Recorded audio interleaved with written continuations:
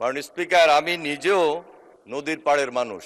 মেঘনা নদীর শুধু নদী না, নদীর সঙ্গে যে সাগর, এই সাগরের মোহনায় আমার লক্ষ্মীপুর। প্রকৃতির সঙ্গে যুদ্ধ করে আমাদের এলাকার মানুষ সেখানে বসবাস করে টিকে আছে। তিনটা যুদ্ধ ইদানিংকালে আমাদেরকে সবচেয়ে বেশি মোকাবেলা করতে হচ্ছে। একটা হলো মধ্যপ্রাচ্যের যুদ্ধ,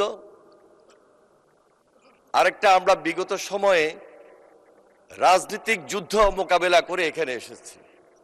সবচেয়ে কঠিন হলো প্রকৃতির সঙ্গে যুদ্ধ করা। সুতরাং এই যুদ্ধটা যে কত কঠিন, যারা নদীর পাড়ে থাকেন, নদীর পাড়ে যারা বসবাস করেন, তারাই সবচেয়ে বেশি বুঝেন এবং উপলব্ধি করেন।